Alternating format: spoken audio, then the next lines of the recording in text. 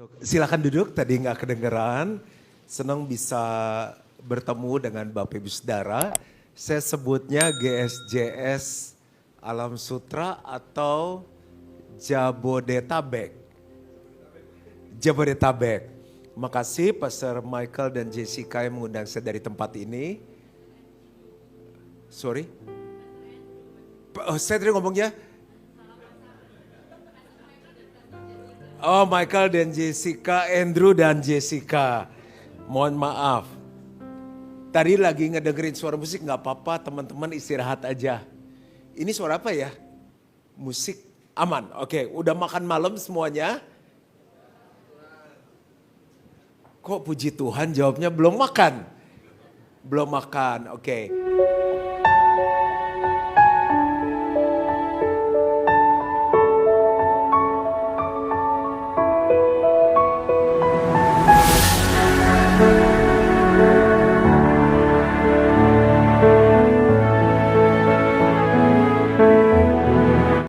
Jadi hari ini kita mau belajar tentang keluarga. Saya mau tanya dulu berapa banyak yang sudah berkeluarga?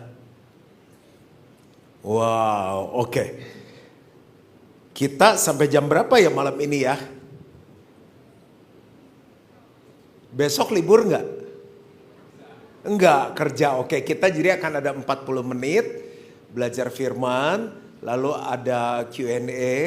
Dan nanti kita mau berdoa bagi keluarga-keluarga yang ada. Saya mau bawakan sebuah tema, judulnya itu Love, Lust, and Lost. Love itu cinta, lust itu nafsu, lost itu kehilangan. Jadi love itu punya definisi begini, keinginan untuk memberkati orang lain, menyenangkan orang lain walaupun mengorbankan diri sendiri. Jadi ingat setiap kali kita ngomong I love you artinya gini, saya siap berkorban untuk kamu. Jadi yang belum menikah karena tadi nggak angkat tangan, begitu ngomong I love you harus ingat saya siap disalib untuk kamu. Nah banyak orang berpikir love itu kan take and give, ternyata enggak. Love yang benar itu definisinya adalah giving. Tahu dari mana Pastor? Yohanes 3:16, karena begitu besar kasih akan dunia ini sehingga ia mengaruniakan anak yang tunggal supaya setiap orang yang percaya kepadanya tidak binasa melainkan beroleh hidup yang kekal. Yesus sudah memberikan hidupnya, bahkan saat belum tahu jemaat GSJS Jabodetabek mau terima Yesus atau tidak. Dan batasannya sampai di kapan? Di mana saya harus sayang seseorang ya? Sampai mati. Itu kalau mau belajar cinta yang sesungguhnya. Tapi lust itu lawan dari love. Lust itu nafsu. Nafsu itu adalah gini, keinginan untuk menyenangkan diri sendiri walaupun mengorbankan orang lain. Jadi ternyata seringkali kita ngomong I love you, tapi sebetulnya bukan I love you, I lust after you. Saya tuh sebenarnya nafsu. Makanya lihat deh, ini saya nggak hanya bahas untuk yang menikah, adik kakak, orang tua, anak. Jadi sebetulnya kita sayang, tapi kita nggak memberi, kita nuntut orang lain. Nah, jadi gini, kalau love-nya lebih besar dari lust, keluarga kita pasti bahagia. Hubungan kita pasti berhasil. Tapi kalau lust-nya lebih besar dari love, walaupun namanya suami istri, walaupun namanya orang tua anak, walaupun namanya kakak adik, pasti lost atau kehilangan. Jadi sekarang kita bisa nilai nih, keluarga kita lagi in love atau in lust. Nah kita baca dulu Matius 19 ayat 3 sampai dengan yang ke-8. Maka datanglah orang-orang Farisi kepadanya untuk mencobai dia. Mereka bertanya, apakah diperbolehkan orang menceraikan istrinya dengan alasan apa saja? Jawab Yesus, tidakkah kamu baca bahwa ia menciptakan manusia sejak semula, menjadikan mereka laki-laki dan perempuan. Dan firman-Nya sebab itu laki-laki akan meninggalkan ayah dan ibunya dan bersatu dengan istrinya sehingga keduanya itu menjadi satu daging. Demikianlah mereka bukan lagi dua melainkan satu. Karena itu apa yang telah dipersatukan Allah tidak boleh diceraikan manusia. Kata mereka kepadanya, jika demikian, apakah sebabnya Musa memerintahkan untuk memberikan surat cerai jika orang menceraikan istrinya? Ayat 8, kita baca sama-sama, 2, 3. Kata Yesus kepada mereka, karena ketegaran hatimu, Musa mengizinkan kamu menceraikan istrimu. Tetapi sejak semula tidaklah demikian. Coba semuanya sama-sama bilang cerai. Aduh, ini salah alamat nih, saya belum menikah. Justru sebelum menikah belajar. Aduh, terlambat nih, saya sudah bercerai. Justru kita bersyukur hadir supaya kita bisa nolongin anak-anak kita satu saat mereka menikah, mereka gak bercerai. Aduh, saya salah hadir, keluarga saya udah bahagia. Di sekeliling kita banyak keluarga yang tidak bahagia. Tugas jemaat GSJS Jabodetabek untuk menolong keluarga-keluarga itu. Nah, kaget saya, ternyata semangat. Tapi kok fales tepuk tangannya. Nah, coba bilang sekali lagi cerai. Nah, orang cerai itu nggak harus sampai di pengadilan. Oh, divonis cerai. Secara resmi enggak. Ada orang masih satu rumah, statusnya suami istri, tapi hubungannya udah nggak enak. Udah nggak ngomong. Lalu adik kakak, tapi udah nggak ngomong. Kayak Tom and Jerry. Di mana ada Tom? Orang Jabodetabek nonton Tom and Jerry nggak ya? Di mana ada Tom, di situ ada Jerry. Di mana Jerry ada Tom, di mana ada Tom and Jerry, di situ ada kekacauan. Orang tua sama anak udah ada perceraian. Si anak bilang ini, sebel sama papi, nggak suka sama mami. Lihat, nggak masuk pengadilan tapi sudah ada perceraian. Sedangkan kalau kita bersatu, Tuhan perintahkan berkat kehidupan untuk selama-lamanya. Seorang hamba Tuhan namanya Edwin Louis Cole bilang gini, kalau mau ngerasain surga, BTW pada mau masuk surga gak semuanya? Kapan? Beneran, kenapa pengen masuk surga? Boleh tanya jawab gak sih di GSJS? Kenapa pengen masuk surga? Kenapa gak mau masuk neraka? Lebih enak bumi, neraka atau surga? Yuk saya doain biar cepat. Kan lebih enak, bisa juga malam ini. Tapi hamba Tuhan itu bilang begini, kalau kamu pengen ngalamin surga, menikahlah. Kalau kamu ingin ngalamin neraka, menikahlah. Nah yang tahu cuma kita.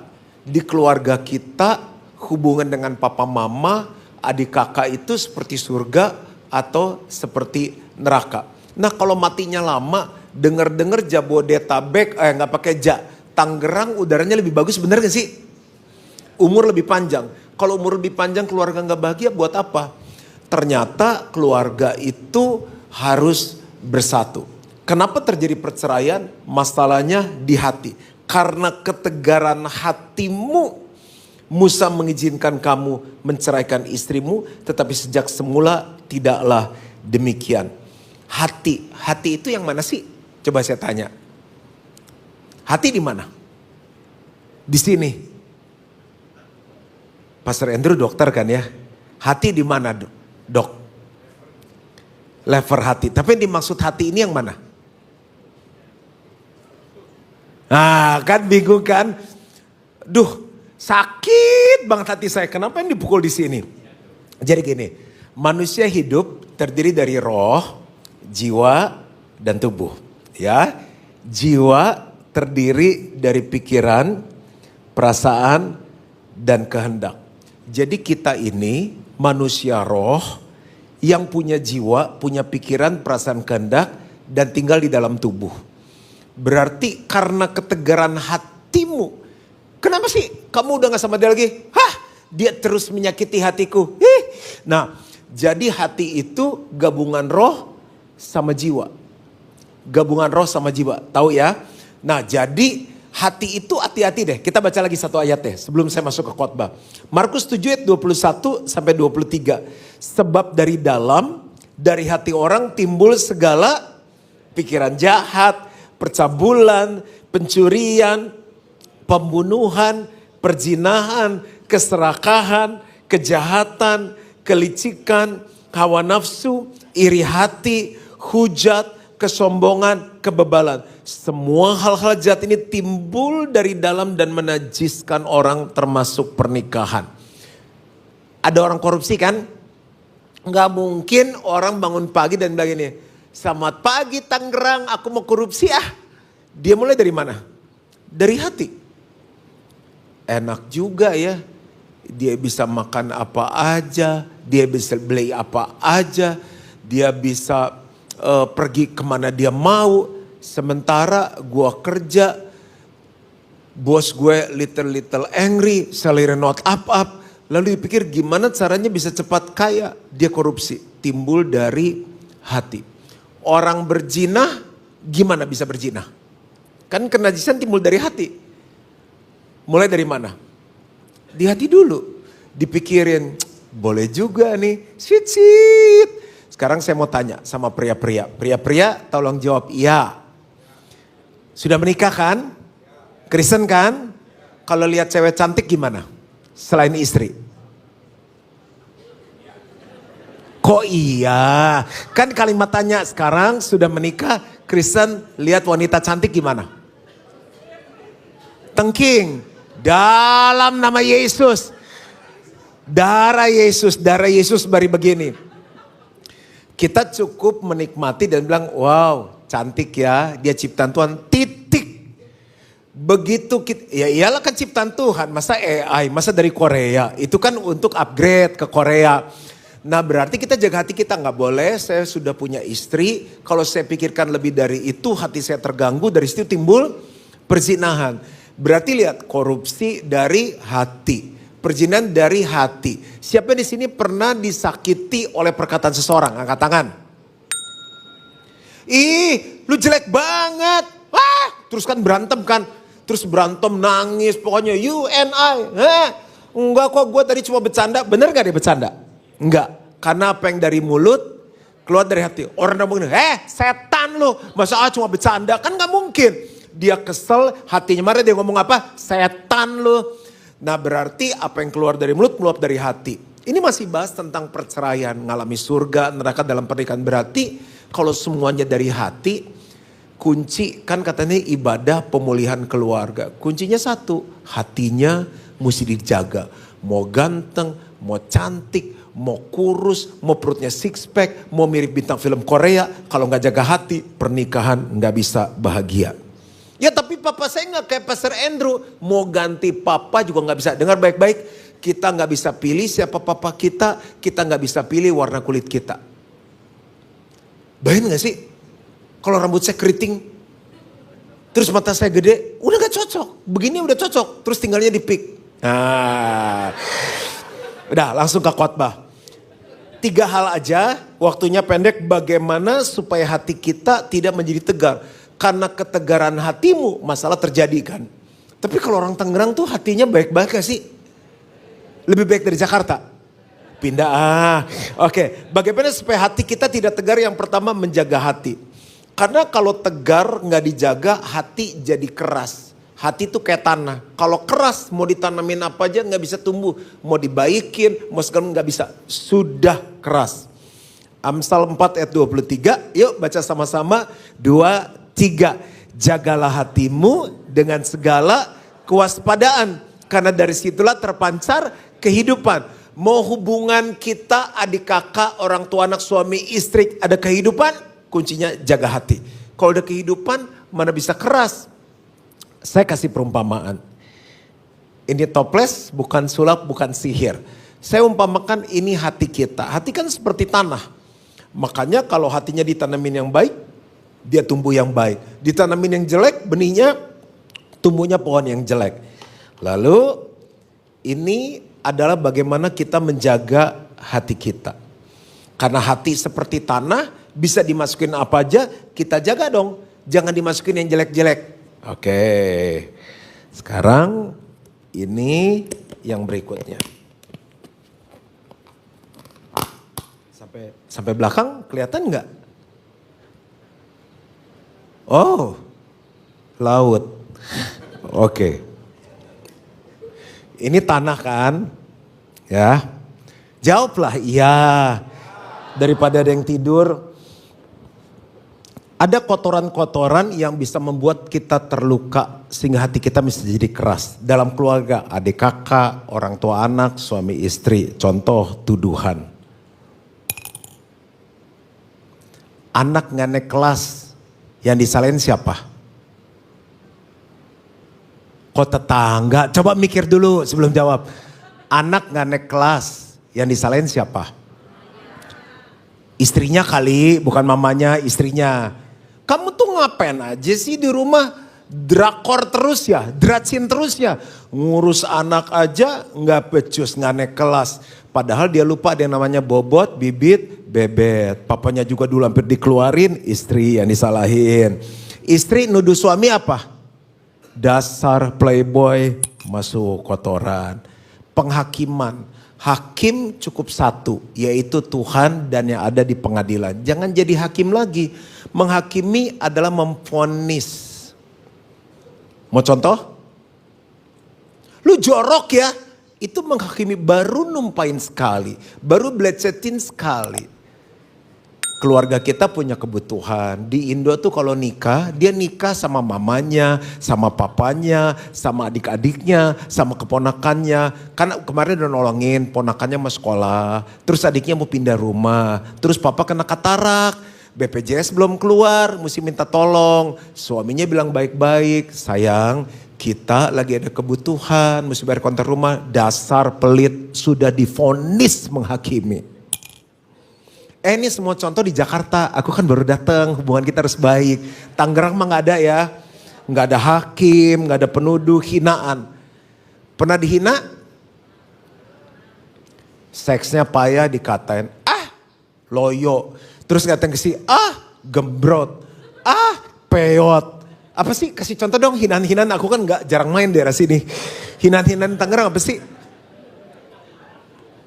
Dasar anak kurang ajar. Tuh anak kalau bisa ngomong, ya kan kurang diajar, jadi kurang ajar. Luka, papa kuno, mama tua, mama cerewet. Emang cuma lu yang punya perasaan, orang tua juga punya perasaan. Perbandingan. Kamu kayak dia dong, masak. Masa grab food terus, masa telur ceplok terus. Kecuali Pastor Andrew, dia hobinya telur ceplok, bisa 5 sehari. Jarang punya suami model begini, sudah langka spesies ini. Lu diet kek, udah kayak buntelan karung, dibandingin. Kayak dia dong, manggil sayang, lembut, lu kasar. Woi mau makan gak? Lama dia kesel, lu kawin aja sama dia, dibandingin. Istri ngebandingin suami ada gak?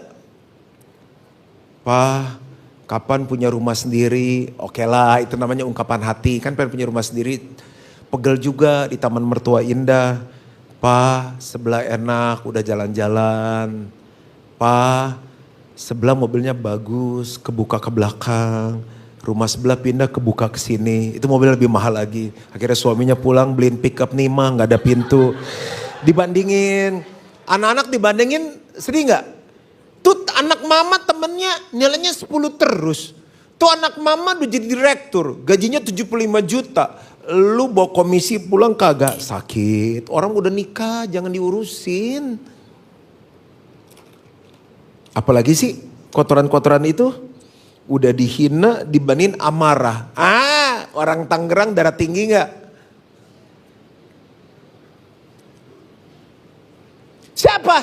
Siapa yang pecahin? Pokoknya kalau sampai itu telepon, jangan harus dicariin dulu, ngerti gak? Nadanya tinggi, duh. Coba belajar, coba gini, duh. Sama ini, duh. Itu oktav rendah. Belajar marah yang lembut. Pa, ya sayang, sini deh. Kenapa ma? Mama marah. Serius mama marah? Iya. Udah. God bless you. Kan marah sama. Siapa yang pernah kesel karena pasangan kita marah-marah, orang tua kita marah-marah? Ya gak bisa angkat tangan pastor, di sebelah orangnya. Marahnya berseri tahu gak? Berseri, udah nih. Akhirnya masuk juga. Udah lama gak lama keluar lagi. Ingat ya, bayangin. Marah bisa berseri. Cukup drakor yang berseri. Komplain. Genteng bocor, komplain. Kucing hamil komplain, kan nggak tahu siapa yang hamilin. Apalagi, apa aja dia komplain? Komplain ke suami, komplain ke istri, komplain ke anak-anak. Capek keluarga gitu tuntutan. Aku tuh pengennya kalau aku pulang tuh kamu udah di rumah, kamu siapin teh, datang ke saya suami istri. Satu ngomong belum selesai, satu sudah ngomong. Pastor dengerin ya, kalau dia sanggup penuhin kebutuhan keluarga, saya gak akan kerja. Tahu gak gue kerja kenapa pulang malam? Karena gue lembur, dapat tambahan supaya anak kita bisa sekolah. Kalau lu kaya, lu bisa cukupin keluarga, gue gak kerja. Lu mau gue bikin teh, bikin kopi dari pagi sampai malam, gue di rumah. Capek tahu kerja. Tuntutan. Kalau orang Tangerang suka nuntut gak sih? Enggak ya. Ke anak gak nuntut kan? Anak-anak gue gak pernah nuntut orang tua kan? Cerewet. Katanya tambah tua tambah cerewet, bener gak sih?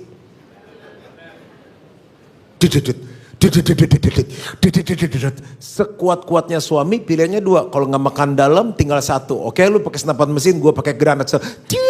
Duar. Cerewet. Argumen. Nggak usah debat. Ya katakan ya, tidak katakan tidak, selebihnya iblis ambil bagian. Kenapa ada cekcok? Satu buka cek, satu buka cok. Kalau satu buka cek, tenang dulu. Bedakan respons dan reaksi. Respon tuh seperti spon. Tahu nggak kalau nyuci piring ada spon, itu kalau nggak diteken busanya nggak keluar. Kita sakit, kita rasa nggak enak, tahan dulu.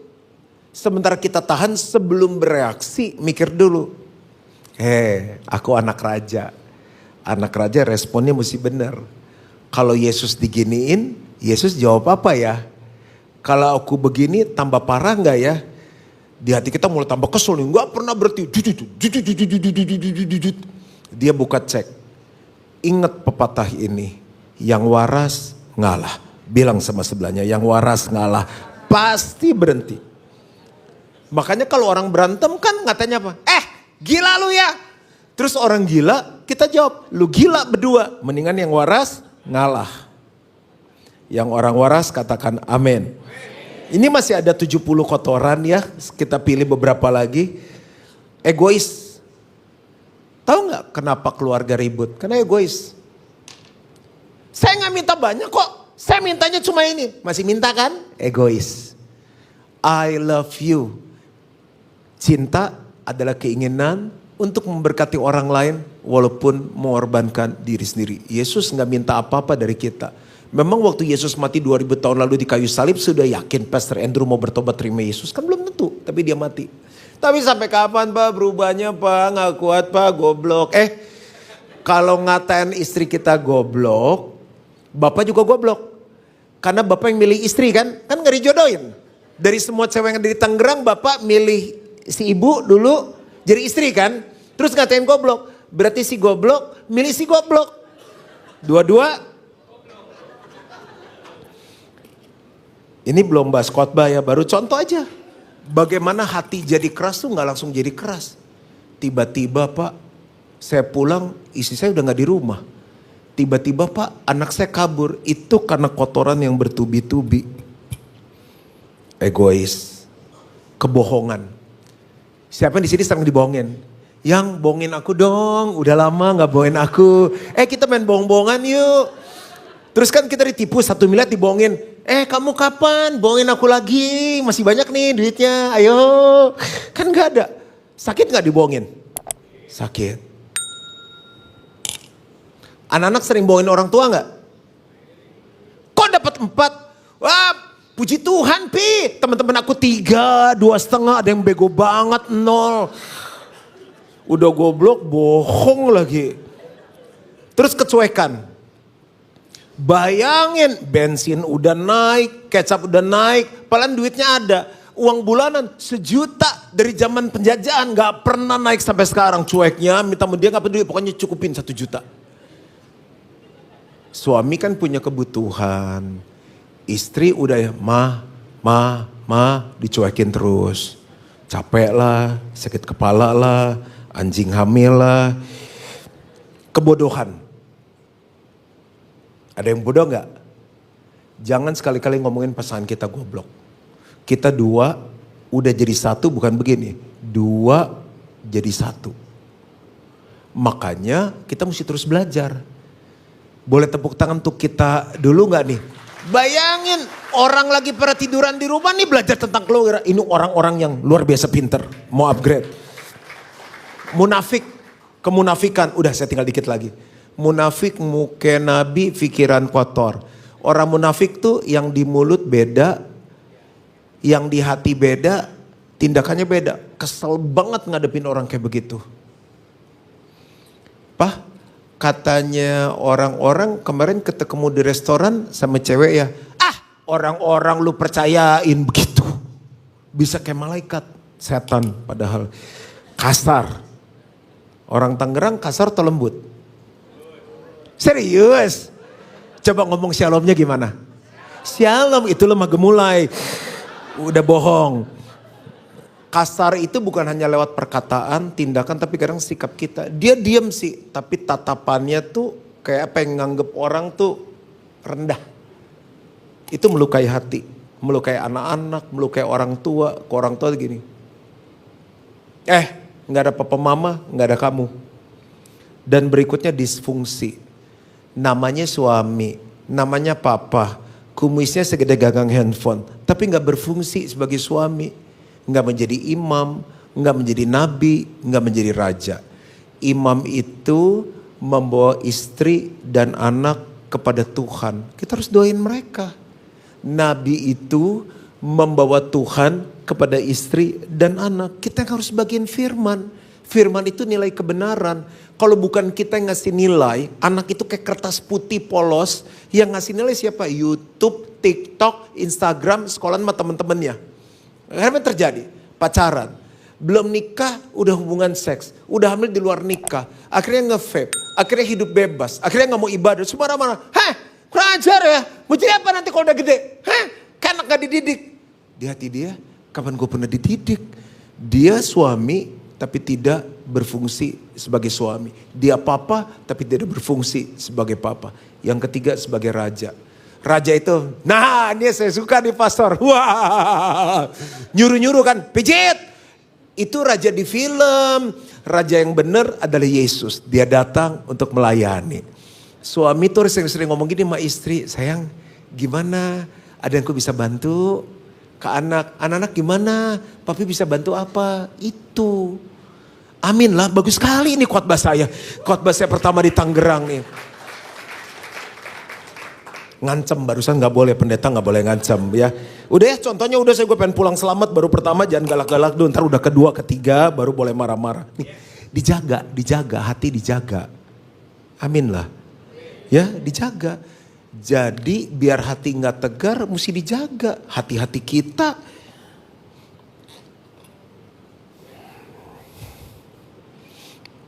Nah sekarang kan Bapak Ibu tuh ngedengerin dari sisi suami ya. Mau dengerin gak dari istri saya? Tapi dia gak bisa datang hari ini. Ditulis, ini tulisan dia, dibacain boleh gak? Jangan tidur ya, gak apa-apa. Mau tidur ntar aku bangunin pas sudah mau selesai. Hati yang keras, ini poin nomor 1. Sebelum kami menikah, saya punya ekspektasi bahwa dia orang yang lembut. Pengertian dan perhatian seperti bayangan saya. Karena saya melihat bagaimana dia memperlakukan jemaat atau orang-orang di sekitarnya. Dan bagaimana saya mendengar dari apa kata orang tentang dia. Di awal pernikahan kami, saya merasa apa yang saya bayangkan dan apa yang menjadi ekspektasi saya tentang dia ternyata berbeda. Misalnya, waktu ada konflik, saya tidak berani mengutarakan apa yang menjadi perasaan saya kepada dia. Karena setiap kali saya berbicara dengan dia, selalu akhirnya saya merasa dia yang paling benar dan pintar dalam hal membela diri. Sehingga membuat saya merasa tertuduh. Tambah juga dengan tipe kepribadiannya yang dominan cermat. Dimana kalau ada konflik dia orangnya suka nyecer. Mana buktinya? Kapan? di mana, dan sebagainya. Dan mukanya yang tegang dan galak itu membuat saya merasa takut. Belum lagi perkataannya yang tajam dan menusuk sampai ke lubuk hati. Lama-kelamaan hati saya menjadi keras. Sehingga setiap kali kalau ada konflik, saya jadi malas untuk berbicara. Dan saya lebih memilih diam, namun di dalam hati penuh dengan kekesalan. Suatu hari, waktu saya sedang berdoa, Roh Kudus menegur saya. Di dalam hati saya seperti ada yang berbicara bahwa saya tidak bisa terus-menerus memendam kekesalan. Karena lama-kelamaan hati saya akan mengeras seperti batu dan berkat juga akan terhalang. Makanya saya ilustrasi pakai batu. Puji Tuhan waktu itu dia ikut men's camp. Dan sepulangnya dari men's camp dia cerita tentang apa yang dia dapatkan di men's camp. Saat itulah saya tergerak untuk mengutarakan perasaan yang selama ini terpendam sambil mencucurkan air mata. Tetapi setelah itu saya merasa hati saya plong dan lega. Perasaan yang dipendam sekian lama akhirnya bisa lepas. Sejak itulah hati saya pulih dan kami bisa menikmati percakapan dan diskusi yang enak sampai sekarang tanpa ada ganjalan di hati. Ini hal yang pertama, bagaimana hati kita tidak menjadi tegar. Yang kedua, melakukan hal yang semula kita lakukan. Karena kalau kita nggak lakukan yang ini, hati kita menjadi tegar tuh artinya gini, jadi dingin. Makanya ada kata frigid, itu dingin. Wahyu 2 ayat 4 sampai 5. Baca sama-sama yuk. 1, 2, 3. Namun demikian aku mencela engkau karena engkau telah meninggalkan kasihmu yang semula. Sebab itu ingatlah betapa dalamnya engkau telah jatuh, bertobatlah dan lakukan lagi apa yang semula engkau lakukan. Saya mau tanya, kita kalau gemukan berasa gak gemukan?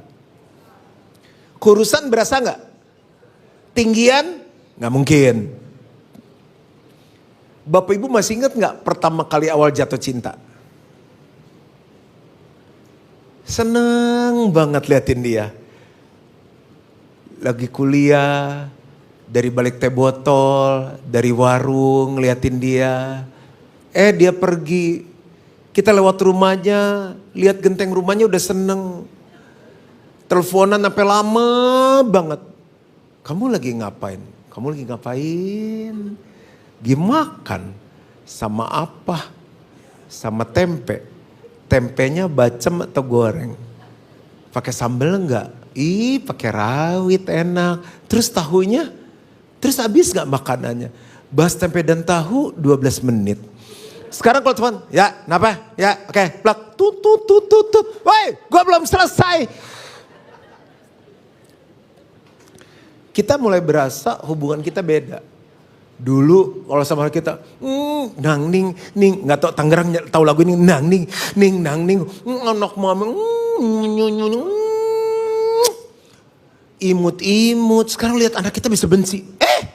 Amit punya anak kayak begini. Tuh urus anak lu. Kalau bandel anak lu. Kalau juara 1, Pak, anak kita boleh juga ya Pak juara 1. Juara 1 anak kita. Udah beda hatinya. Makanya kita bilang ingatlah betapa dalam kamu telah jatuh. Sebelum jadi tegar, sebelum jadi dingin, mesti dievaluasi. Makanya suami istri itu mesti sering ngobrol. Perusahaan dievaluasi, gimana penjualan naik turun. Toko dievaluasi, ada maling ya kemarin, iya kayaknya kucing tuh, ada tuyul. Apalagi negara dievaluasi. Masa keluarga gak dievaluasi? Ngobrol-ngobrol lah. Gimana aku jadi suami oke enggak? Kamu happy enggak? Ini pertanyaan maut nih. Kalau kamu belum nikah, suruh nikah lagi, mau kawin sama aku enggak? Kalau dia jawabnya lama, udah lu jangan maksa. Terus anak mau, saya dating loh sama anak saya. Makan berdua. Carissa selama jadi anak Dedi gimana? Carissa happy enggak? Carissa ada masukan enggak buat Dedi? Kalau enggak bagaimana kita bisa tahu betapa dalamnya kita telah jatuh. Manusia itu pada dasarnya karena dari daya tarik dosa selalu ingin turun. Siapa di sini jago shopping? Bu, angkat tangan bu. Wow, rohani sekali. Oh udah gak one side, online. Sama aja kan cuma main di jempol kan. Saya masih ingat zaman Mangga 2, Tumengos, tahu nggak? Brotherland, aduh susah sih ngasih contoh ke orang Tangerang nih. Mangga 2 ada deh dulu. Pokoknya tanya om, tante, oma kita yang udah dipanggil Tuhan. Nah itu ibu-ibu dari terbit matahari sampai pada tenggelamnya kuat sekali. Tapi saya lihat sekuat-kuatnya ibu-ibu kan saya ngantar tuh tamu dari Belanda lah, tamu dari Australia, pengennya ke Mangga 2. Waktu zamannya dulu ngetop ya. Tapi makan siang duduk. Jam 2 duduk lagi, ngerujak, makan es cendol. Karena sekuat-kuatnya berdiri pasti turun. Nah hubungan juga gitu. Makanya ingatlah betapa dalamnya engkau telah jatuh, bertobatlah dan lakukan kembali apa yang semula engkau lakukan. Manusia hidup terdiri dari apa? Roh, jiwa, tubuh. Dua jadi satu, kan roh bersatu, jiwa bersatu, tubuh bersatu. Masalah di rumah tangga biasa di roh, di jiwa atau di tubuh. Tubuh kan panca indera, berantem kan lewat mulut. Melihat dengan kebencian ada di mana? Di mata. Jiwa, pikiran, perasaan, kehendak. Kesel sama dia. Nah kuncinya gini, roh yang kuat menguasai jiwa. Jiwa yang kuat menguasai tubuh. Nggak ada orang ketemu, pastor doain, kenapa kita baru berantem dalam roh? Kan gak mungkin. Dalam nama Yesus. Wahyu 3:16 kan gak mungkin.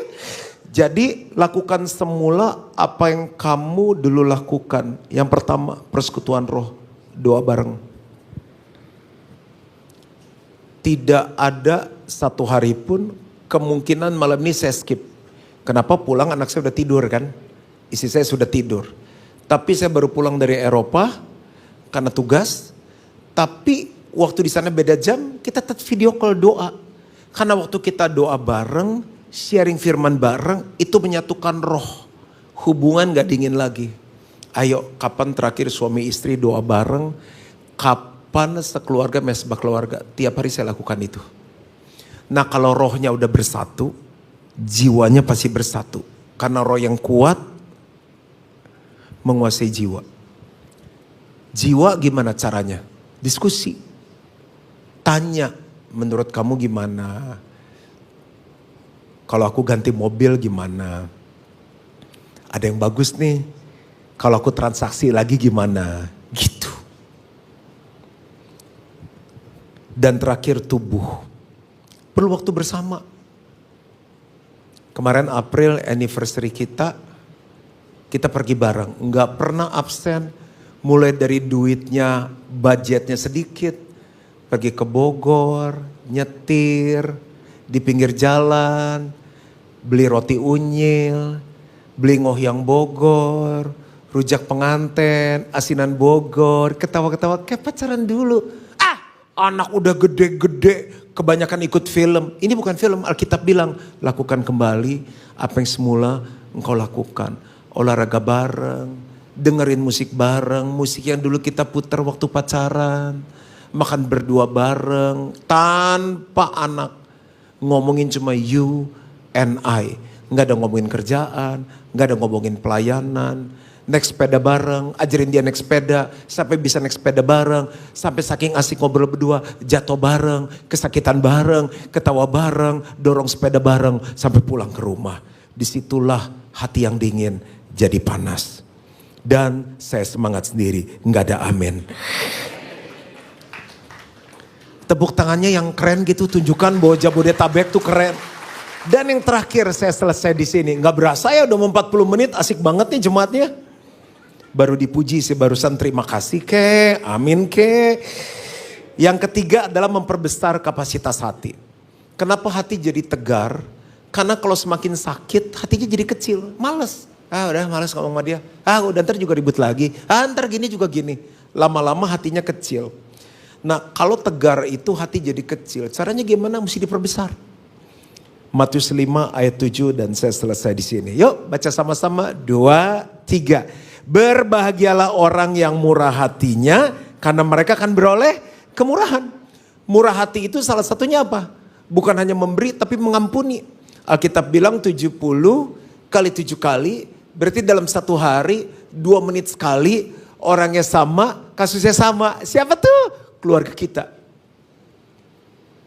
Hanya dengan cara ini hati kita bisa dijaga.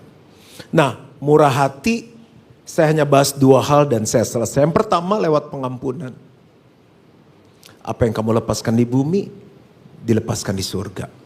Saya mau tanya, siapa yang dari 1 Januari 2026, hari ini tanggal berapa ya? 20 Mei, ini hari kebangkitan nasional loh. Sampai 20 Mei 2026 gak pernah buat salah. Yang pernah buat salah tolong angkat tangan. Pengen diampuni gak? Kita aja pengen, apalagi orang lain. Kira-kira dari 20 Mei 2026 sampai 31 Desember 2026 kemungkinan bisa buat salah gak? Bisa, kan manusia masih nginjek tanah. Berarti pasangan kita, orang tua kita, anak kita bisa buat salah, ampunilah. Ini agak sensitif nih nanya, tolong jawab ya. Tadi pagi mandi gak? Ini dari kantor kali, saya sih jujur saya belum mandi, tapi wangi, aslinya aku wangi. Malam mandi gak yang belum mandi? Mandi. Besok pagi mandi gak? Besok sore mandi gak? Lusa? Kenapa mandi? Kenapa gak kayak bule aja seminggu sekali? Dan kita kan Pak Le, pastor. Karena kan bisa kotor. Badan kotor bersihin lagi. Besok kotor bersihin lagi. Supaya fresh, supaya seger, supaya gak ada bakteri. Hubungan juga sama. Baru diampuni, ngelunjak, kasih hati, minta ampla, bisa jantung. Kita juga bisa buat salah. Itu konsep yang membuat saya bertahan 20 tahun lebih menikah. 24 tahun masih pengantin baru. Makanya gak punya musuh, siapa yang gak bisa buat salah, ampuni aja. Yang kedua, yang terakhir. Perbesar kapasitas hati. Caranya gimana? Bertahan. Kan kita semakin disakiti hatinya kecil. Anak gym di sini mana? Fitness? Nggak ada sebanyak ini. Padahal apa sih olahraganya? Gundu, layangan. Nggak ada nge-gym sebanyak gini. Nih. Tangan kecil. Kan pertama mulai mepitinya coba 5 kilo dulu bicep. Ntar naik 6 kilo. Ntar naik 7 kilo. Ntar naik 8 kilo. Itu perlu latihan. Lama-kelamaan kuat. Ini tolong nih barang pindahin. Ayo rame-rame. Gak usah. Gue sendiri aja. Cie langsung. Wah dia kuat. Tapi orang gak pernah nge-gym. Susah. Orang gak biasa squat. Gak biasa push up. Suruh push up. Pingsan dia. Nah ada banyak kita. Namanya nikah kan mau seumur hidup. Sampai maut memisahkan. Kalau mau kuat. Saat kita ngadapi tekanan. Itu anggap lagi nge-gym. Kalau orang biasa nge-gym pasti badan sakit-sakit besok. Tapi kalau dirt biasa gak apa-apa. 10 kilo sini gua angkat. 12 kilo sini gua angkat. Mertua bikin salah sini gua beresin. Bukan dihajar. Maksudnya saya bisa ampuni. Ipar saya bisa hadapi. Latihan itu membuat hati kita menjadi besar. Doa saya supaya GSJS Jabodetabek. Pelan-pelan ngomongnya takut salah pasangan tadi. GSJS Jabodetabek hatinya semua lembut, tetap hot, keluarganya bahagia sampai Tuhan menjemput kembali. Tuhan memberkati. Kita berikan tepuk tangan yang paling dahsyat bagi Tuhan. Pastor Andrew maaf saya telat 3 menit 10 detik. Berarti mohon maaf. Aman Pastor, kita berikan tepuk tangan sekali lagi bagi Tuhan kita. Oke, Bapak Ibu kita akan masuk kepada sesi Q&A. Silakan teman-teman SM boleh take out dulu. Bagi Bapak Ibu Saudara yang ingin bertanya soal rumah tangga, Bapak Ibu bisa scan QR yang ada di depan atau Bapak Ibu bisa ke slido.com di mana Bapak Ibu Saudara bisa memasukkan code 3288535 supaya Bapak Ibu Saudara bisa bertanya apapun yang Bapak Ibu Saudara ingin tanyakan, ya. Jadi kita akan masuk Q&A. Bapak Ibu jangan pulang dulu ya, karena sebentar lagi Pastor Juan akan mendoakan setiap keluarga yang ada di tempat ini. Oke, sekali lagi terima kasih Pastor Juan, silakan. Oke, semuanya sudah masuk ke studio.com ya, sudah ya. Silakan bertanya apa yang mau ditanyakan. Sekali lagi terima kasih banyak Pastor Juan yang sudah memberkati kita. Dan kita langsung masuk ke Q&A karena kita hanya mempunyai waktu 30 menit untuk question and answer. Oke. Bagaimana menghadapin suami yang kasar dan defensif? Pastor Juan. Jadi mungkin banyak sekali zaman sekarang suami-suami yang kasar dan kalau diomongin selalu berkata, enggak kok, enggak gitu. Nah gimana Pastor? Apa Pastor Andrew aja yang jawab? Saya lagi ngerenungin waktu pacaran dulu gimana ya? Ya. Kan gak mungkin orang tiba-tiba kasar dan defensif. Kalau memang dari dulunya udah kasar dan defensif, itu pilihan kita. Tapi kalau muncul kasar dan defensifnya setelah menikah, kalau saya orangnya tuh suka data dan suka menganalisa. Contoh, orang sakit kepala nggak harus selalu obatnya Decolgen. Maaf ya kalau ini dokter saya takut salah ngomong nih. Iya, betul. Karena orang sakit kepala bisa karena bokeh, putus cinta, gigi bolong, kan sebabnya banyak nih. Nah dia kasar tuh kenapa? Mungkin kamu kalau ngomong nyelekit nggak? Kamu pernah menganggap dia rendah nggak? Dan lain-lain. Jadi saya nggak bisa jawab, usul saya menghadapi suami kasar defensif, pertama analisa. Kalau dari dulunya sebelum menikah udah gitu, berarti bawaan lahir, cacat lahir. Tidak ada yang mustahil bagi Tuhan, kita doakan. Karena ada orang begitu kan yang bawaannya. Nah tapi kalau terjadi setelah menikah, apa nih? Karena orang nggak bisa tiba-tiba pengen kasar hari ini nggak mungkin. Kayak kan orangnya lembut. Ya, nggak tadi udah dengar kesaksiannya. Jadi ada sebabnya dan kemungkinan kalau dia pun karakternya seperti itu kita bisa ngomong empat mata. Makanya doa bersama tuh penting karena kalau udah rohnya bersatu, jiwa itu kan diskusi. Sayang, kalau di Tangerang panggil pasangan apa sih? Aku panggil istriku sayang. Aku dipanggil istriku sayang. Kamu dipanggil istri apa? Beb. Beb. Kalau kamu panggil istrimu? Beb. Oke. Beb. Aku pakai termin Tangerang aja ya. Termnya Tangerang. Beb, boleh kasih masukan nggak? Apa? Kan kasar kan? Aku merasa. Nah kita nggak pernah boleh nyerang perasaan orang. Karena perasaan adalah inti kehidupan seseorang. Kalau dia nggak punya perasaan, dia robot, dia AI. Cengeng, gitu-gitu aja, sensi. Itu nyerang, orang akan tersinggung sekali. Kok aku merasanya sepertinya kamu kasar. Sepertinya kamu defensif. Masa kayak contoh kan saya minta bukti. Kasih bukti, kasih contoh. Dan kalau dia defensif, ada kemungkinan orang defensif bisa karena dia buat dosa, jatuh dalam dosa. Kayak Adam kan dia defensif. Enggak tuh wanita yang di sebelah saya ngasih. Ada orang yang karena takut dia bisa lebih galak dari orang yang nanya. Tapi bisa juga defensif karena secara psikologi dia nggak mau kelihatan lebih lemah. Mungkin istrinya lebih pintar, gajinya lebih tinggi, lebih superior. Ada istri yang lebih dominan, ada DKI di bawah ketiak istri. Cara dia melawan adalah dengan kasar dan defensif. Jadi saya nggak bisa jawab. Ibu dulu cari tahu ini, nanti undang saya lagi ke sini, baru nanya lagi. Kurang lebih begitu. Mungkin juga harus mengevaluasi diri kali ya. Iya Saya dong. pernah dengar ada orang yang ngomong gini, gak mungkin dia komplain tentang suaminya yang kasar juga. Suaminya suka pukul-pukul dia. Si teman saya ini ngomong, gak mungkin ada seseorang suami yang bangun pagi-pagi langsung bilang, hari ini pukulin istri Kan juga gak mungkin. Jadi harus ada trigger, sebuah sebab kenapa kok suami itu bisa kasar akhirnya. Jadi mungkin itu juga boleh dicari tahu why-nya, kenapanya. Kita lanjut ya Pastor. Pastor Andrew, ya. Aku seneng khotbah di sini, gereja lain cuma Aqua, ini TZ. Oke, lanjut lagi. Seneng. Anakmu siapa namanya? Symphony. Level kebahagiaannya level simfoni. Okay. Next. Pastor, kalau rumah tangga dipertahankan hanya untuk takut dosa, tapi setiap hari isinya hanya luka dan tidak ada damai sejahtera, apakah itu kehendak Tuhan? Mungkin nyambung sama yang tadi ya, mungkin kasar juga defensif, terus setiap hari luka dan lain-lain. Mereka hanya mempertahankan mungkin karena takut dosa dan lain. Apakah harus tetap dipertahankan atau bagaimana? Manusia hidup terdiri dari roh, jiwa, dan tubuh. Kalau tubuh kita sakit bermasalah, kita kemana? Ke dokter. Kalau jiwa kita bermasalah, kita kemana? Psikolog atau psikiater.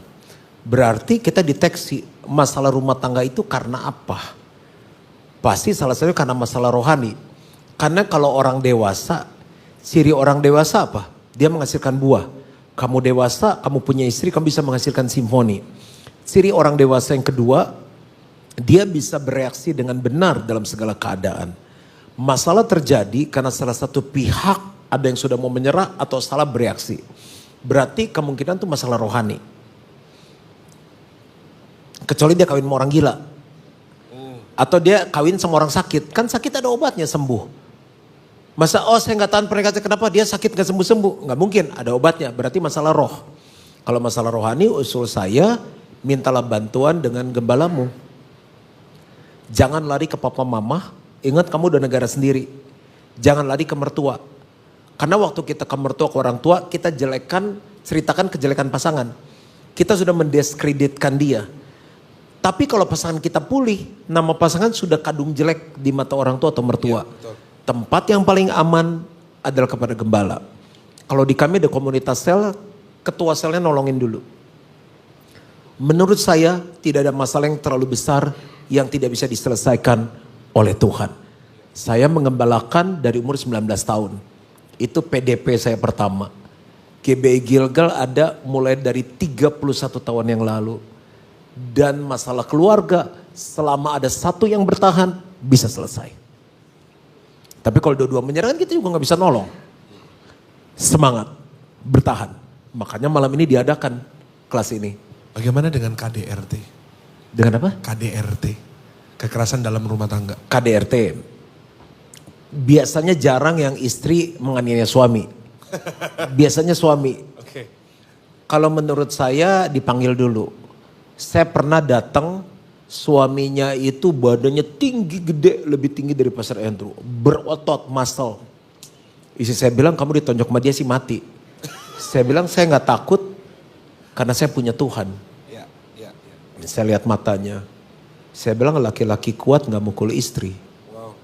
Kamu tahu, saya bilang ada hukumnya. Kalau saya laporkan sekarang, istrimu laporkan sekarang, kamu masuk penjara. Ya. Wah, ngomong-ngomong, kamu maunya apa? Udah ngomong, akhirnya saya berkesimpulan gini. Ketemu pendeta aja masih gak waras. Bayangin kalau gak ada pendeta. Saya bilang kamu udah ditimpa sama lemari loh. Di lemari dirobohin nimpa dia. Saya bilang gini, saya sebagai konselor tidak boleh kasih jawaban. Tapi sekarang saya mewakili pihaknya Tuhan. Kan saya wakil Tuhan. Pendeta, ada pemerintah, ada orang tua. Orang tua kan wakil Tuhan di keluarga. Dan wakil dari negara, saya bilang kamu harus pisah daripada kamu mati. Saya gak mau kamu mati di depan saya. Sampai keadaan pulih, suamimu dilayani, baru kami bersatu kembali. Karena kita bilang boleh pisah sementara untuk istrinya berdoa. Itu KDRT, lihat kasus per kasusnya seperti gimana. Dan akhirnya kita juga temukan ada yang kejiwaan, ada yang bipolar, ada memang karena dia merasa inferior, dia hajar istrinya. Dia juga udah gak tahan sama. Kasusnya saya gak tahu apa. Apakah itu alasan yang valid untuk bercerai, Pastor? No. Oke. Kan makanya dilihat dulu kasusnya. Banyak yang bisa ditolong kok. Oke. Karena kalau Tuhan cuma bisa nyembuhin orang buta atau dia bukan Tuhan. Dia kan maha. Maha kuasa. Oke, kita lanjut ya Pastor. Bagaimana jika suami saya selalu mengutamakan dan memenuhi kebutuhan orang tua dibandingkan istri dan anaknya terlebih dahulu? Apakah salah? Sepertinya sandwich generation ini Pastor. Sepertinya apa? Sandwich generation. Support orang tua, generasi atas dan bawah. Menurut saya sekali lagi komunikasi sih. Jadi komunikasi doa bareng. Kalau doa bareng dulu baru komunikasi bisa nyambung. Dan mesti ikut seminar-seminar seperti ini. Saya bawa buku saya Family Recipe. Saya ada bawa beberapa buku. Itu kan menolong keluarga. Gini ya, di bisnis kalau kita nggak belajar kita ketinggalan. Teknologi kita nggak belajar, kita ketinggalan. Dokter gigi nggak belajar, ketinggalan. Saya itu udah dari model jembatan yang gigi patah, model implan, terus udah pakai gigi, pakai apa tuh? Bukan selongsong anjing ya, kalau selongsong apa sih? Yang kayak plastik tuh. Jadi dokter di kebaktian lihat, pastor kalau khotbah muncrat-muncrat ya, tuh giginya ada yang keluar nanti begini-gini, ya udah ke dokter dipasangin kayak plastik tuh. Siang hari ini saya nggak pakai, ketinggalan di rumah. Teknologi maju. Nah keluarga ngadapin seperti ini dan nggak mau belajar. Jadi ada satu universitas yang nggak pernah lulus, nggak pernah selesai belajar, yaitu Universitas Keluarga. Nah buku Family Recipes yang saya bawa, fotonya boleh ditayangin nggak? Tolong ditayangin teman-teman. Buku Family Recipes. Nah nyelip sedikit Pastor Andrew, ini kalau susah doa bareng nih belajar di Art of Worship. Ini perjalanan hidup saya 50 tahun, sudah habis baru terbit kembali. Ini semuanya tentang keluarga, leadership, keuangan. Ini iman. Kalau nggak berharap, kalau nggak berpikir keluarga bisa pulih harus baca ini. Ini bagaimana melewati badai dan yang ini usul saya nih.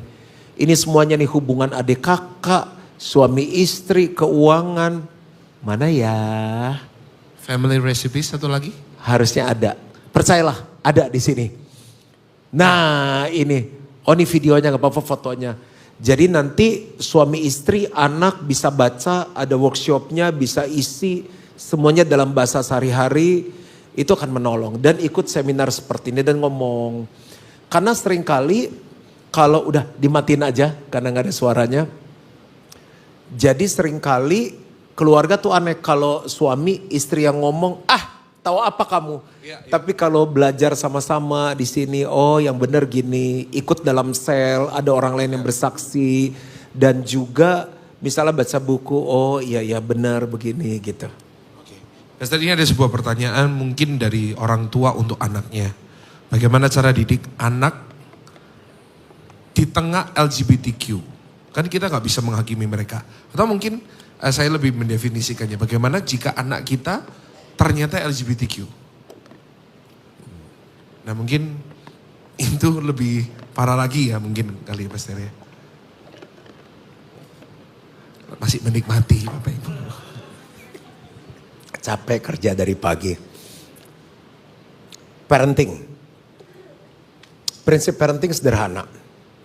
Dalam kitab Ulangan dikatakan, kasihlah Tuhan, hai orang Israel, kasihlah Tuhan Allahmu dengan segenap hati, jiwa, kekuatan dan akal budi. Apa yang kuperintahkan kepadamu pada hari ini haruslah kau lakukan.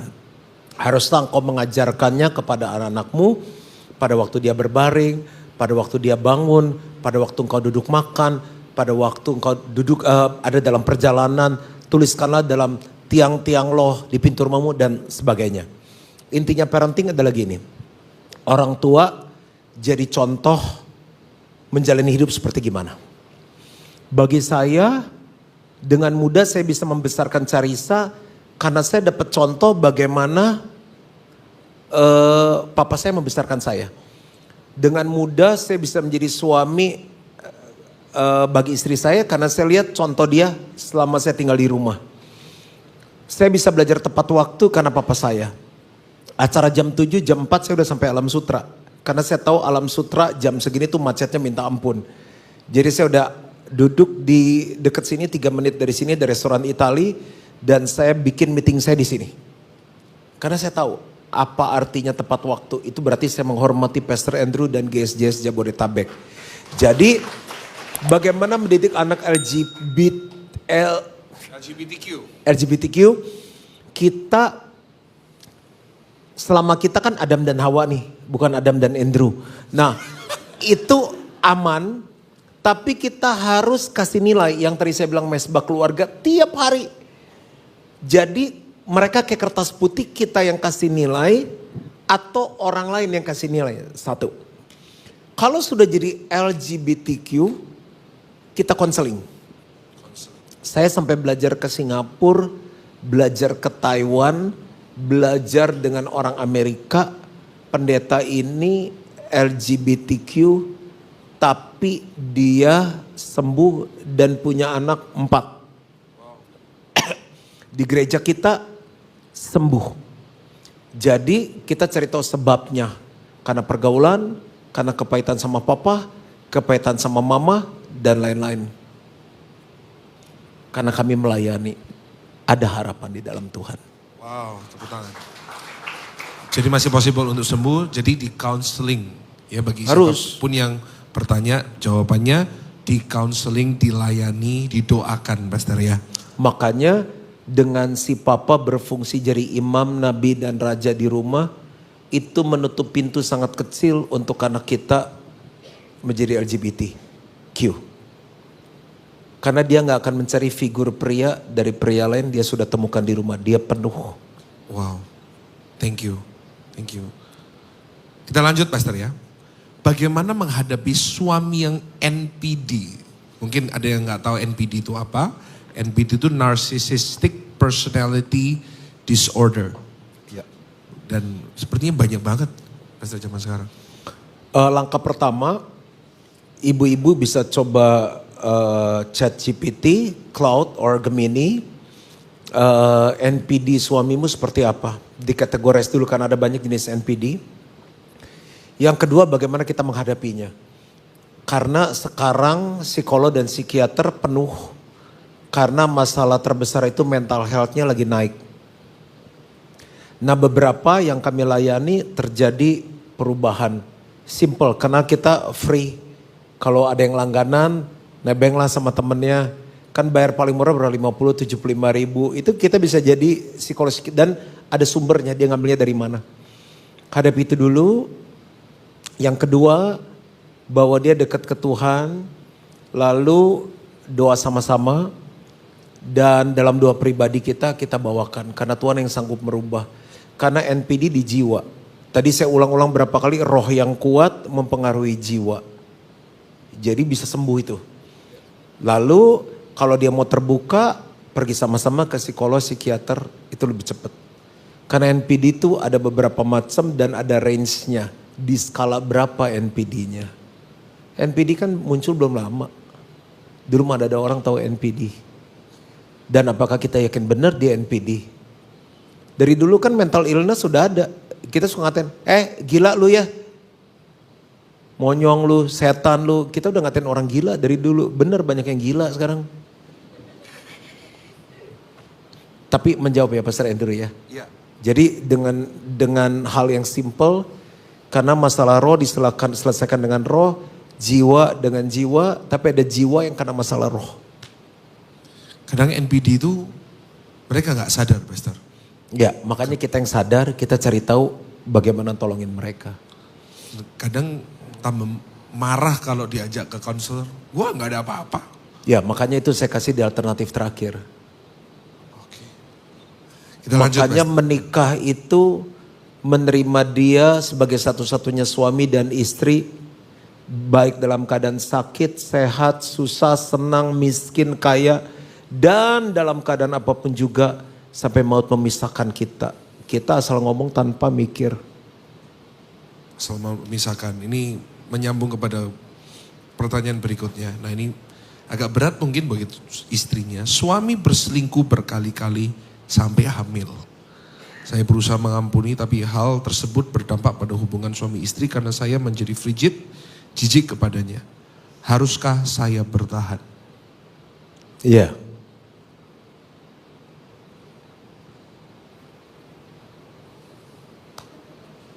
Iya.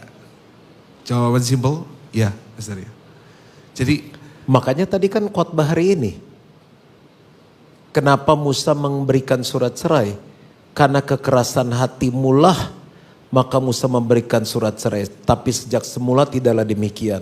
Makanya khotbah saya bagaimana supaya hati tidak menjadi keras.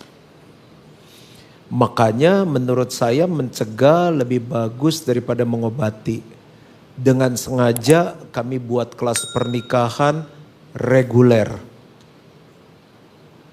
Dengan sengaja kami bikin retret suami istri. Dengan sengaja orang mau bilang Juan Mogi jualan.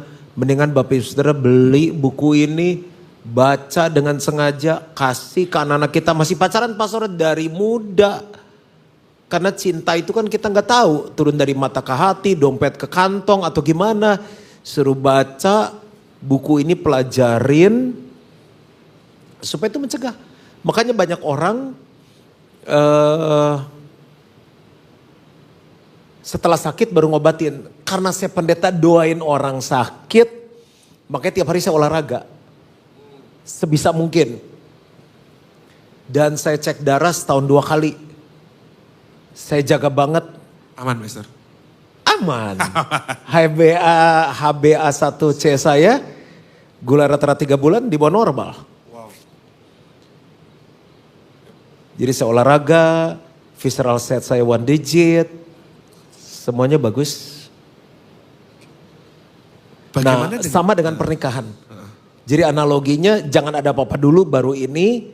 Makanya di Pastor Andrew ada sel nggak ya? Ada. Masuk sel. Bukan penjara ya. Maksudnya apa sih namanya di kamu? GSJSL. Masuk. Karena itu lingkungan yang bagus.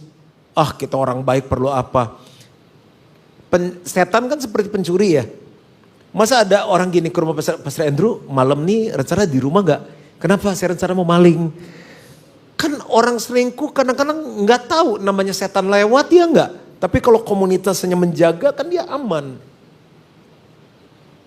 Silakan lanjut. Kalau sudah kejadian ini Pastor, nah mungkin ada seringkali menjadi pertanyaannya adalah bagaimana dengan Yesus yang berkata kecuali karena zina. Nah itu mungkin salah dimengerti oleh banyak orang. Kalau dari pandangannya Pastor Juan, yang Yesus sempat bilang perceraian kecuali karena zina, itu bagaimana Pastor? Kalau saya tetap pegang kepada yang pertama, apa yang disatukan Tuhan tidak boleh diceraikan oleh manusia. Nanti dibaca lagi konteksnya, kecuali karena zina itu bagaimana. Dan kan ini belum coba dilayani dulu. Oke. Yang wanitanya sudah dilayani belum oleh gereja, oleh gembala. Gimana cara menghadapi suami yang seperti itu. Bagaimana kalau penyakit kotor itu menular. Jadi case by case kita layanin. Ini menyambung kepada apa yang barusan kita bahas ya Pastor. Pastor Juan, bagaimana menurut Pastor Juan? Saya sudah bercerai, jadi konteksnya sudah bercerai. Saya sekarang berpacaran dengan seseorang. Tapi kan gak bisa nikah lagi, saya takut berdosa. Konseling, ketemu dulu. Dengan pacar. Saya gak tahu umurnya berapa, bercerainya kenapa, siapa yang nyerahin. Terlalu umum pertanyaan, masih terlalu kulit untuk saya jawab. Saya perlu data lengkap. Karena saya ambil keputusan selalu by data. Saya menganalisa. Bagaimana jika misalnya saya yang mengeskenariokan ya. Iya.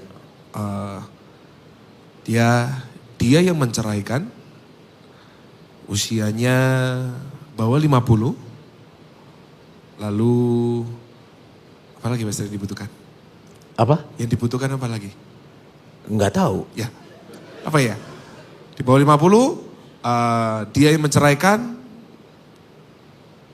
dia juga yang bermasalah. Pastor Andrew mengkonseling masalah ini nggak bisa dengan simulasi. Oke. Saya harus ketemu dengan real. Oke. Orang kalau biasa main tas, dia tahu tas asli atau palsu. Saya nggak bilang cerita ini palsu. Tapi hati harus saya bukan orang kebatinan. Oke. Tapi saya harus bisa dengar dari dia. Oke. Semoga menjawab ya Bapak Ibu. Kayak contoh Yesus bilang, waktu murid-muridnya ngusir setan gak bisa. Tuhan Yesus bilang gini, yang jenis ini harus dengan doa dan puasa. Tapi kasus lain dia gak bilang begitu. Ini analoginya. Oke. Dari case itu saya bisa tarik kesimpulan, how to solve this. Kan makanya ada karunia Roh Kudus. Ada karunia kata-kata pengetahuan, ada karunia nubuat, karunia membedakan roh.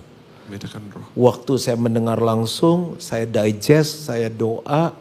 Kadang-kala saya nggak bisa jawab langsung, disitulah saya perlu hikmat Tuhan dalam menjawab itu. Berarti sekali lagi case by case. Oke. Pastor ada pertanyaan, apakah white lies itu dibenarkan? Jadi bohong putih. Ya bohong adalah bohong. Gak ada dosa kecil, dosa besar, dosa adalah dosa.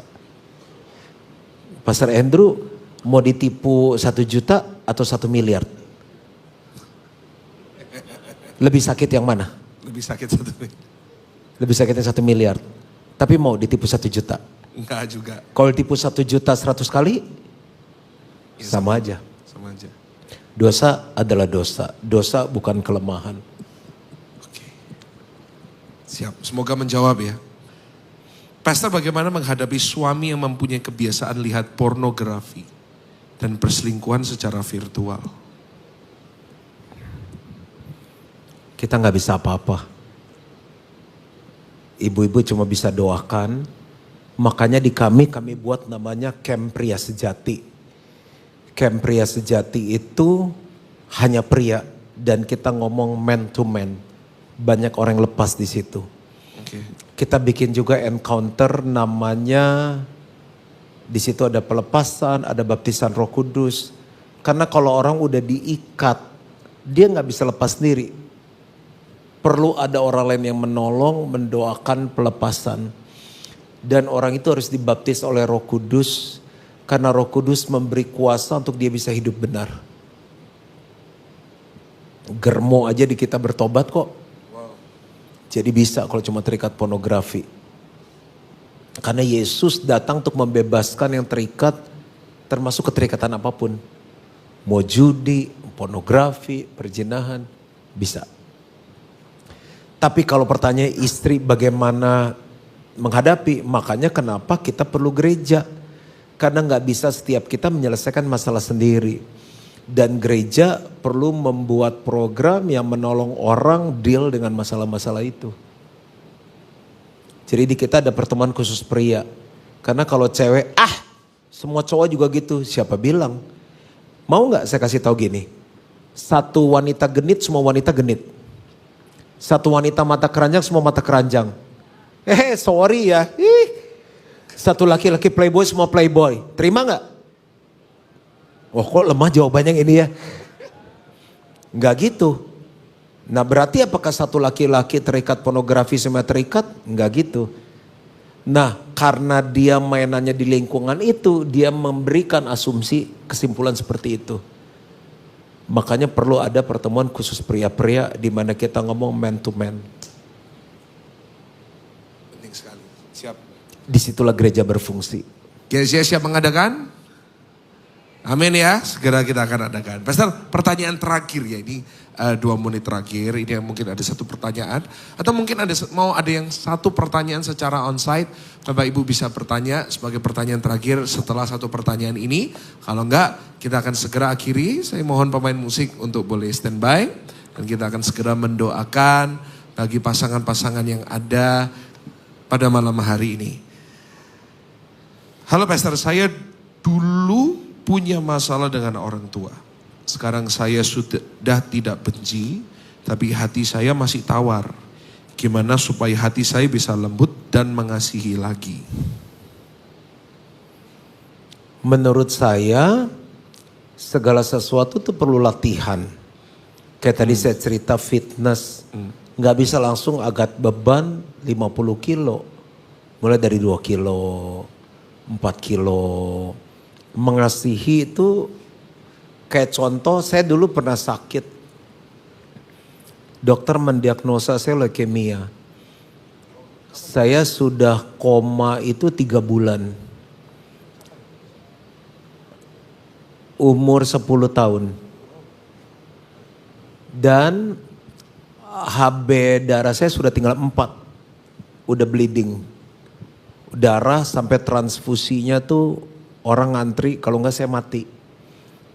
Tapi di situ seorang hamba Tuhan bilang begini, kalau darahnya habis ada darah Yesus. Karena oleh bilur-bilur Yesus anak ini akan sembuh. Disitulah papa mama saya menyerahkan saya menjadi hamba Tuhan. Mungkin tinggal nomor 27 kali celana saya. Kurus.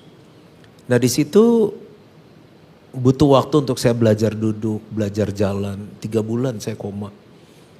Itu proses hidup yang bagi saya cukup berat. Tapi akhirnya saya pulih seperti semula, besar lagi. Kan manusia hidup dari roh, jiwa, dan tubuh. Saya nggak tahu orang ini terluka berapa lama, tapi sama seperti tubuh saya nggak berfungsi 3 bulan.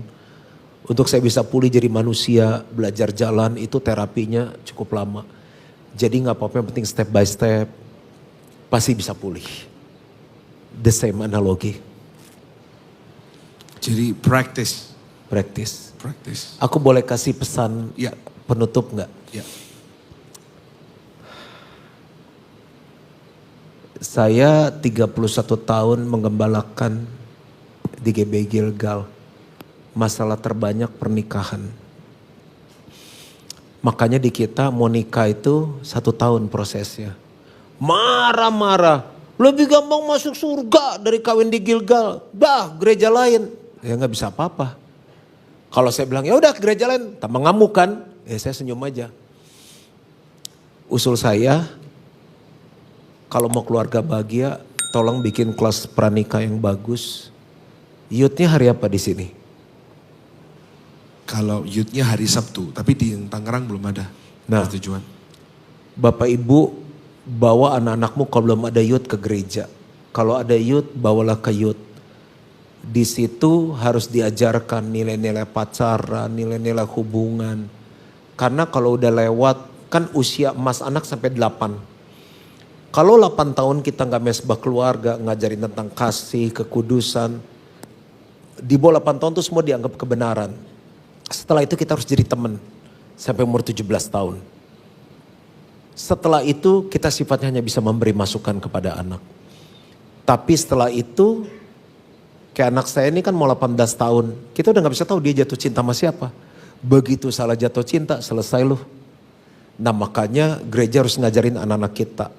Pernikahan dipersiapkan dengan baik, ada pranikah, jangan gampangin konseling Kristen kawinin, mateng lu. Jadi secara rutin ajarkan itu, dan para orang tua di sini punya kewajiban mengajarkan itu kepada anak-anak kita.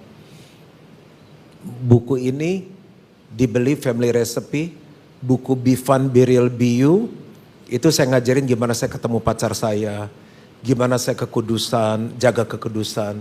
Saya bilang saya nggak akan cium kamu sampai kita diberkati dalam pernikahan kudus. Itu ciuman pertama saya setelah pendeta tuh berkatin. Itu nilai-nilai semuanya. Ya saya rasa kan kalau udah ngobatin ya kita yang udah menikah udah tahulah semua challenge pernikahan gimana. Mumpung dari awal siapkan anak-anak kita.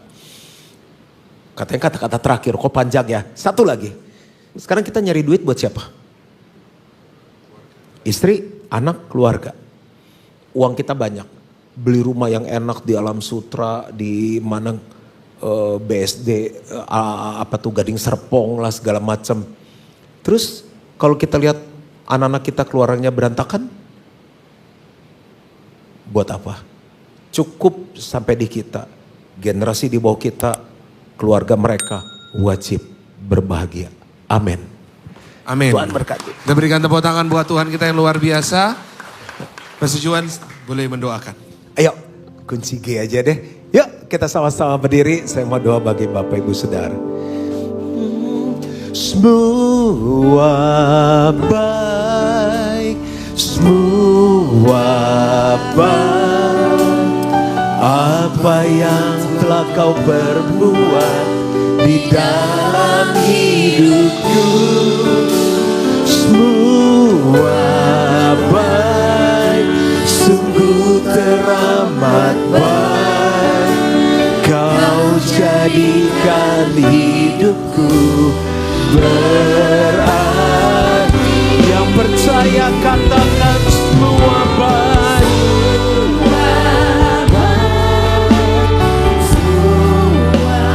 Sikarabas yete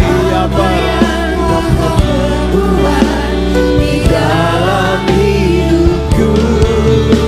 Semua baik, sungguh teramat baik.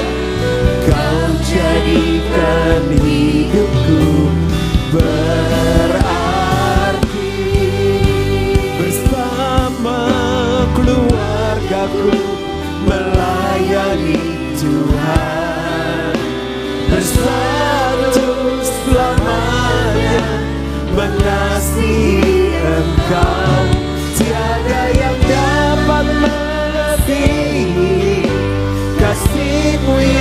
Tuhan. Bagi kami Engkau segalanya.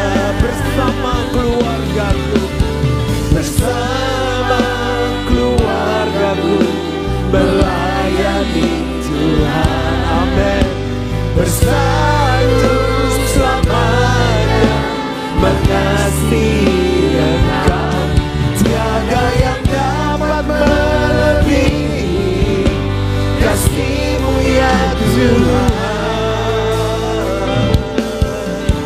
Bagi kami Engkau segar, gelombang badai hidup, gelombang badai hidup coba menghalangi, namun kuasa Tuhan buka jalan kami.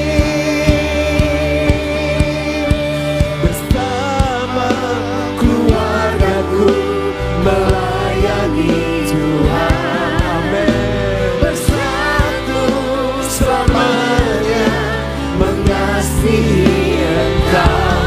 Tiada yang dapat melebihi kasih-Mu ya Tuhan. Bagi kami Engkau segalanya. Sementara keyboard main dengan lembut, pejamkan mata kita. Kita sudah dengar firman Tuhan. Kita sudah dengar Q&A.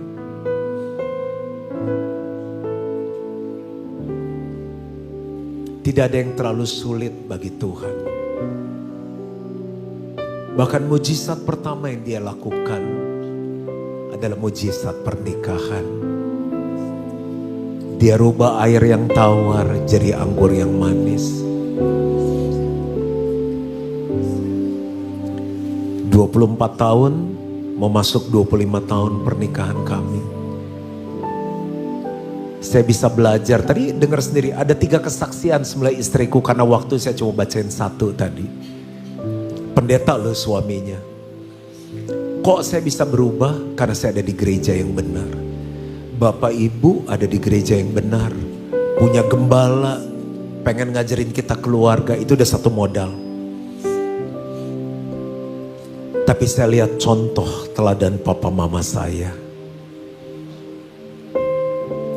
31 tahun saya menggembalakan. Saya melihat dengan mata kepala sendiri bagaimana keluarga-keluarga itu pulih. Makanya saya tuliskan dalam family recipes. Untuk itu, sebelum kita pulang, izinkan Tuhan yang sama yang menolong keluargaku, Tuhan yang sama yang selama 31 tahun ini memulihkan keluarga-keluarga di Gilgal, Tuhan yang sama akan memulihkan hubunganmu. Keluarga, pernikahan, adik kakak, anak orang tua. Saat setiap mata dipejamkan, kalau kita berkata, Tuhan, aku perlu dipulihkan. Jangan lihat kiri kanan, taruh tanganmu di dadamu, di hatimu seperti saya. Dan saya berdoa, aku berdoa,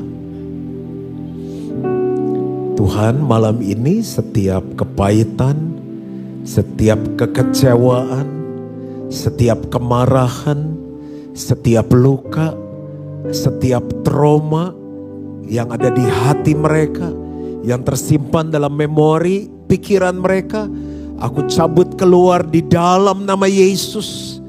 Aku melepaskan kasih Tuhan mengalir. Aku lepaskan kesembuhan mengalir. Damai sejahtera, sukacita yang melampaui segala akal memenuhi hati dan pikiran mereka. Aku gak tahu pergumulan apa yang mereka hadapi saat ini. Di keuangan, di pernikahan, mungkin mereka menghadapi perceraian, pasangan yang NPD, apapun Tuhan. Pasangan yang terbelenggu dengan ikatan. Aku minta tangan Tuhan yang turut campur tangan dan memulihkan setiap hubungan yang ada. Aku minta mujizat terjadi dalam setiap pernikahan. Aku minta ini di dalam nama Yesus. Dan setiap kita yang percaya, sama-sama katakan, Amin, Amin.